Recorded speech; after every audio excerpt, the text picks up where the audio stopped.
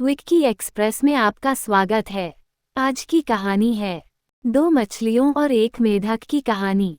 एक बार की बात है, एक तालाब में दो मछलियां और एक मेढक साथ रहा करते थे। एक मछली का नाम शतबुद्धि और दूसरी का नाम सहस्त्रबुद्धि था। वहीं मेढक का नाम एकबुद्धि था। मछलियों को अपनी बुद्धि पर बड़ा घमंड था, लेकिन मेढक अपनी बुद्धि पर कभी घमंड नहीं करता था। फिर भी तीनों आपस में बहुत अच्छे दोस्त थे। तीनों इकट्ठे तालाब में एक साथ घूमा करते थे और हमेशा साथ रहते थे। जब भी कोई समस्या आती तो तीनों साथ मिलकर उससे निपटते थे। एक दिन नदी के किनारे से मछुआरे जा रहे थे। उन्होंने देखा कि तालाब मछलियों में भरा हुआ है। मछुआरों ने कहा, हम कल सुबह यहाँ आएंगे और बहुत सारी मछलियाँ पकड़ कर ले जाएंगे। मेढक ने मछुआरों की सारी बातें सुन ली थी। वह तालाब में मौजूद सभी की जान बचाने के लिए अपने दोस्तों के पास गया।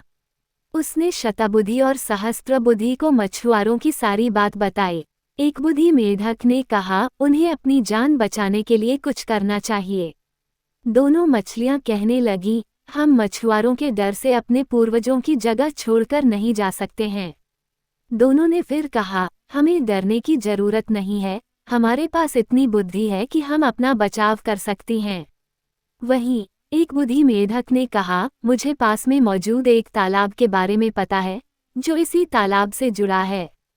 उसने तालाब के अन्य जीवों को भी साथ चलने को कहा, लेकिन कोई भी एकबुद्धि मेढक के साथ जाने को तैयार नहीं था, क्योंकि सभी को शतबुद्धि और सहस्त्रबुद्धि पर भरोसा था कि वो उन सब की जान बचा लेंगी। मेढक ने कहा, तुम सब मेरे साथ चलो, मछुआरे सुबह तक आ जाएंगे।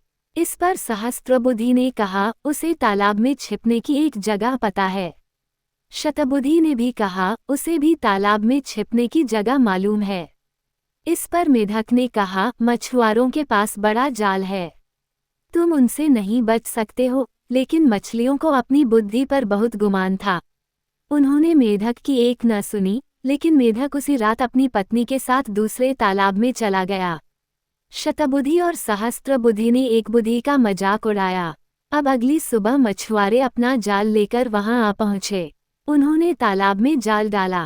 तालाब के सभी जीव अपनी जान बचाने के लिए भागने लगे, लेकिन मछुआरों के पास बड़ा जाल था, जिस कारण कोई भी बचकर नहीं जा सका। जाल में बहुत सारी मछलियां पकड़ी गईं। शतबुद्धि और सहस्त्रबुद्धि ने भी बहुत बचने की कोशिश की, लेकिन उन्हें भी मछुआरों ने पकड़ ही लिया।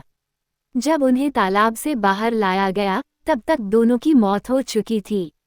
शतबुद्धि और सहस्त्रबुद्धि का आकार सबसे बड़ा था, इसलिए मछुआरों ने उन्हें लग रखा था।